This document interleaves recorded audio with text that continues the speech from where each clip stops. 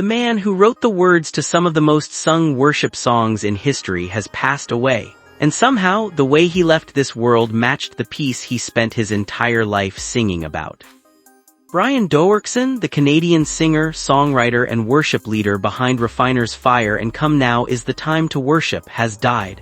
Reports place his age at either 60 or 61, with slightly different outlets citing each.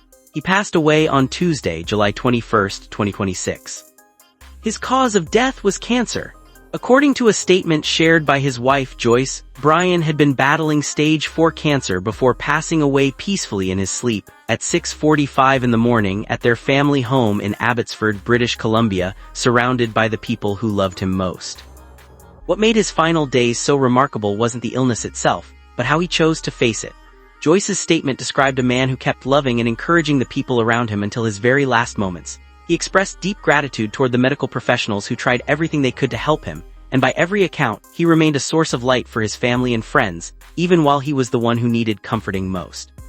Those close to him say that's exactly who Brian always was, a worshiper first, someone whose life reflected the very faith he sang about for decades.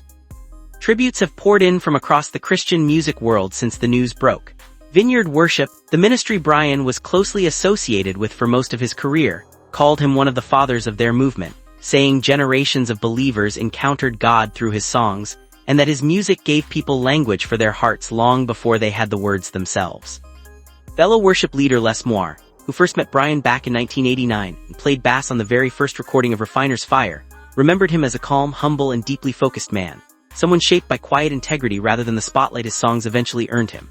Moir described him as a sensitive scholar even in those early days, someone who was hungry to learn under the mentorship of fellow worship leader Andy Park at Langley Vineyard in Canada. Others in the industry echoed the same sentiment, describing him as someone marked by kindness and generosity, a man whose faith was never just something he performed on a stage. Many pointed to his Mennonite upbringing as the quiet root of that steady, hardworking character. As for funeral or memorial arrangements, nothing has been publicly confirmed yet. No date, location, or details of a formal service have been released by the family at this time.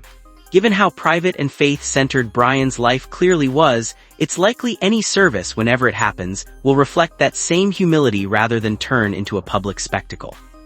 To understand the size of what the church has lost, you have to understand just how far Brian's music actually reached. He wrote Refiner's Fire back in 1990, a song that would go on to be sung in churches across nearly every denomination imaginable. He followed that with Light the Fire Again, then in 1998 came Come Now Is the Time to Worship, a song that became something close to a global anthem for congregational worship. Faithful One, Hope of the Nations, and today, As for Me and My House rounded out a catalog that shaped what modern worship even sounds like today.